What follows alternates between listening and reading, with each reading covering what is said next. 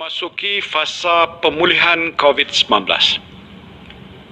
Fasa pemulihan ini adalah sebahagian daripada exit strategi ataupun strategi keluar daripada Perintah Kawalan Pergerakan yang mula dilaksanakan pada 18 Mac 2020 diikuti dengan Perintah Kawalan Pergerakan Bersyarat sejak 4 Mei 2020.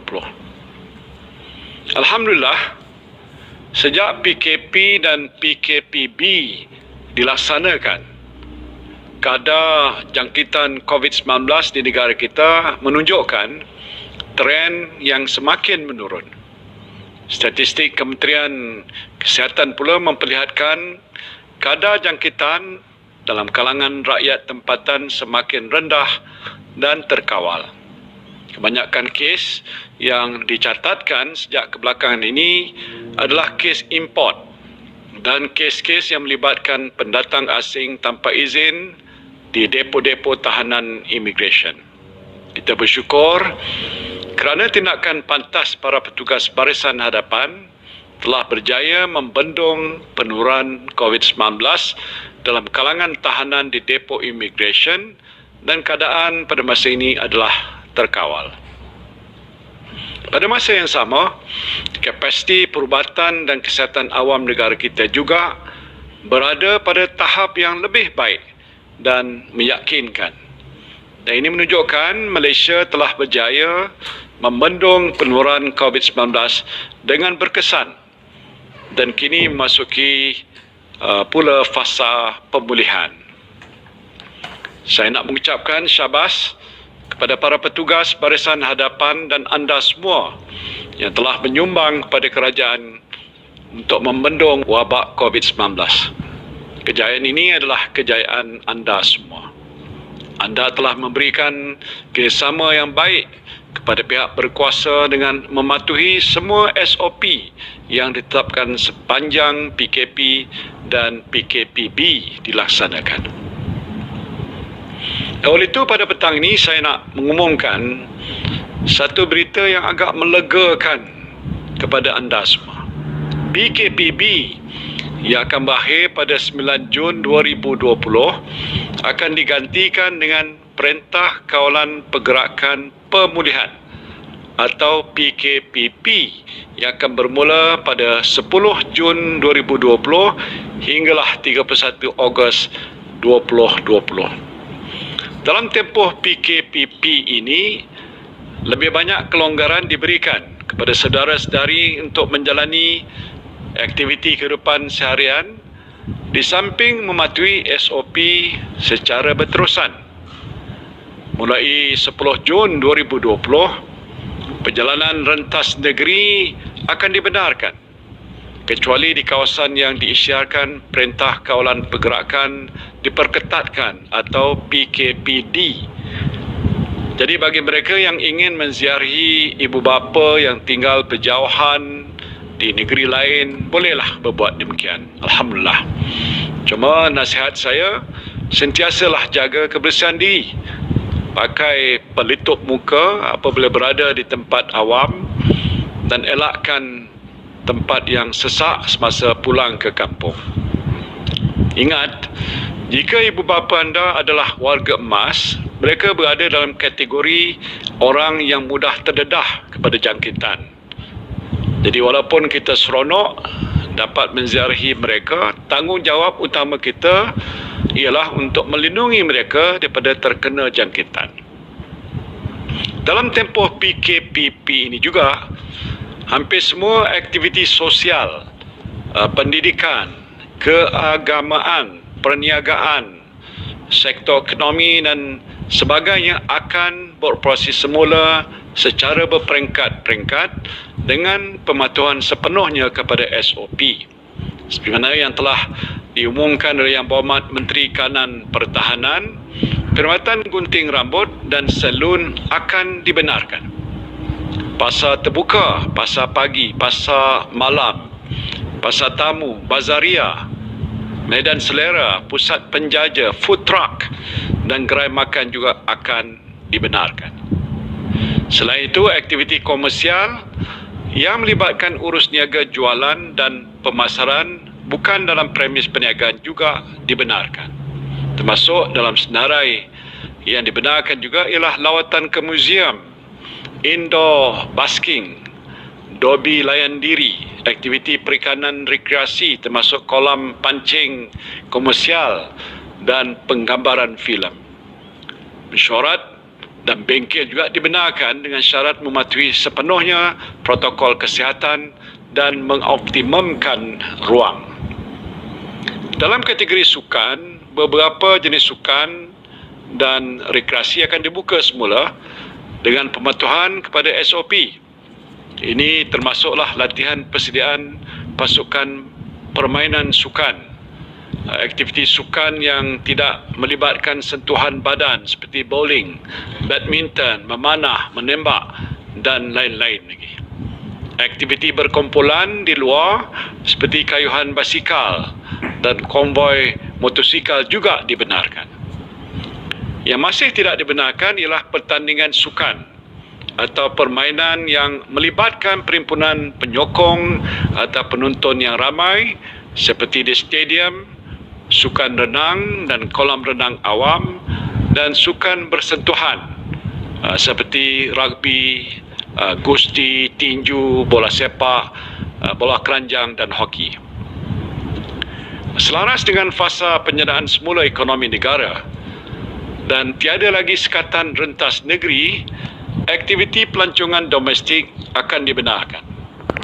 Jadi saudara-saudara bolehlah membawa keluarga untuk melancong di dalam negeri dengan mengamalkan kebiasaan baru ataupun new normal setelah hampir 3 bulan tidak ke mana-mana. Bagi yang berhasrat untuk melancong ke luar negara, tunggu dulu. Kerana sempadan negara kita masih ditutup. Dalam kategori perayaan dan aktiviti keagamaan, saya nak sampaikan berita baik, iaitu sambutan Hari Raya Aidul Adha dan ibadah korban akan dibenarkan tertakluk kepada SOP pihak berkuasa agama Islam. Untuk solat berjemaah dan aktiviti keagamaan di masjid dan rumah-rumah ibadat pula, kelonggaran untuk membenarkan lebih ramai jemaah hadir mengikut ruang keluasan masjid atau rumah ibadat sedang diperhalusi oleh kerajaan dan akan diumumkan sedikit masa lagi. Bagi ibu bapa yang ada anak yang bersekolah, pastinya saudara-saudari tertanya-tanya bila sekolah akan dibuka. Untuk makluman, saudara-saudari, sekolah akan dibuka secara berperingkat dalam tempoh PKPP ini setelah mendapat nasihat daripada Kementerian Kesihatan. Kementerian Pendidikan akan membuat pengumuman terperinci mengenainya sedikit masa lagi.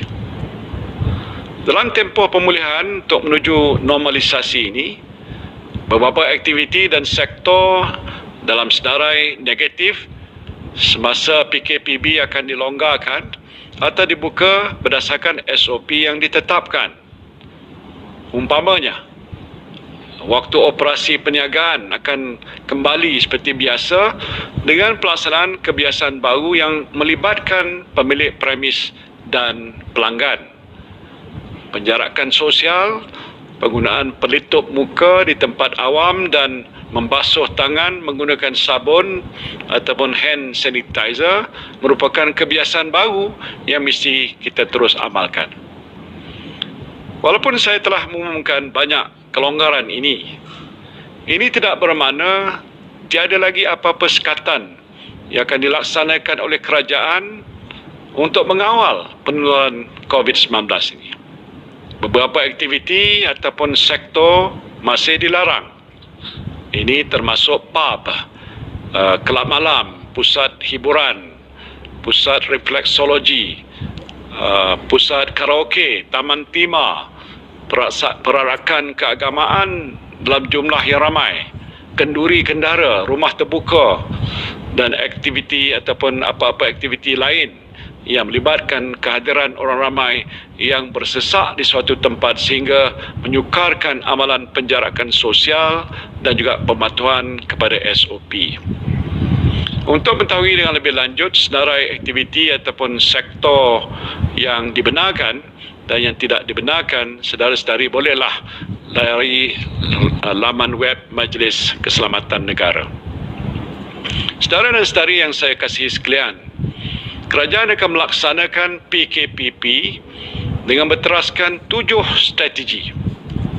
7 strategi iaitu pengukuhan kesihatan awam, perundangan dan penguatkuasaan, pengukuhan kawalan sempadan, pembukaan sepenuhnya sektor ekonomi, pembudayaan kebiasaan baru, pemerkasaan tanggungjawab komuniti dan perlindungan golongan berisiko. Strategi ini akan dilaksanakan melalui jawatankuasa khas Menteri mengenai pelaksanaan PKPP yang dipengerusikan oleh Yang Berhormat Menteri Kanan Pertahanan. Manakala di peringkat kerajaan negeri pula, strategi ini akan dilaksanakan melalui jawatankuasa yang diwujudkan oleh Yang Amat Berhormat Menteri Besar dan Ketua Menteri.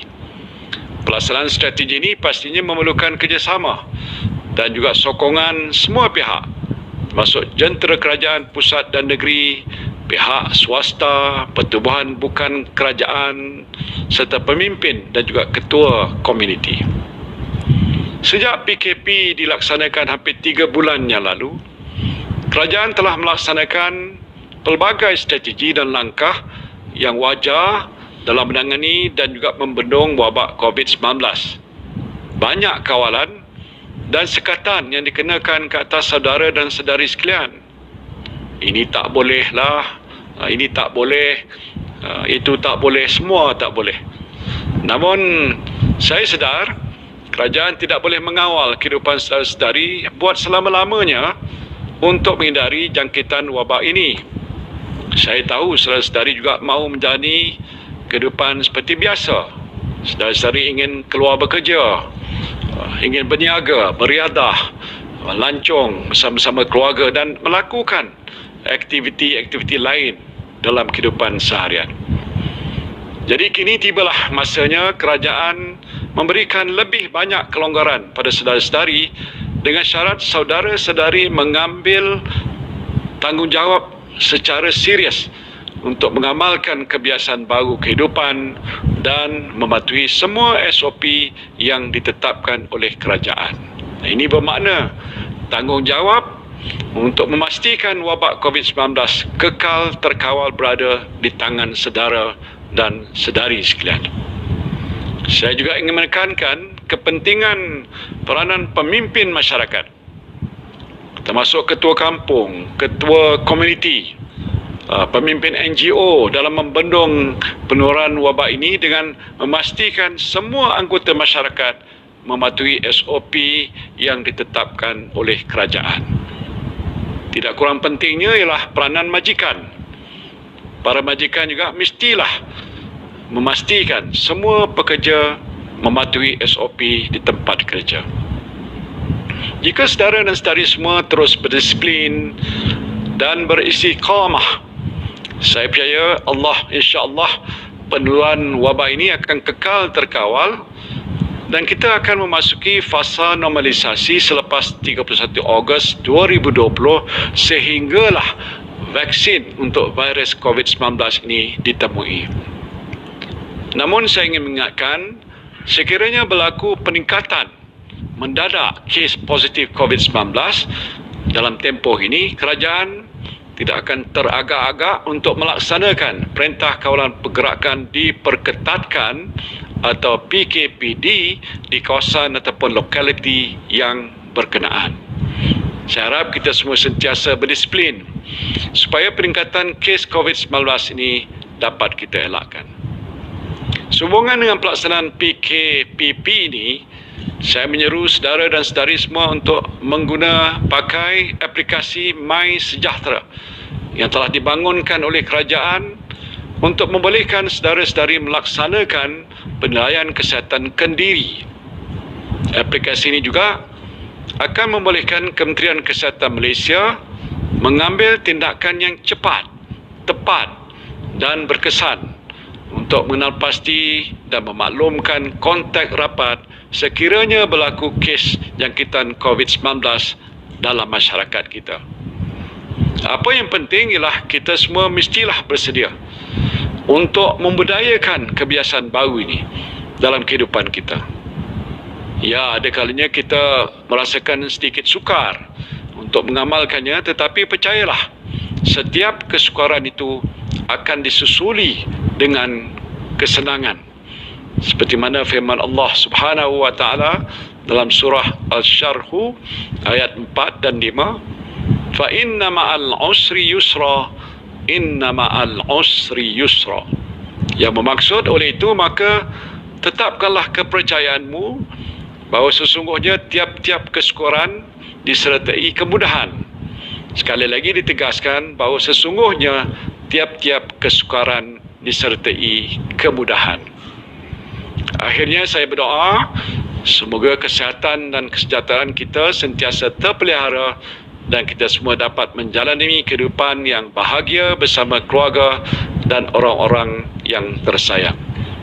Wabillahi taufiq wal hidayah. Assalamualaikum warahmatullahi wabarakatuh.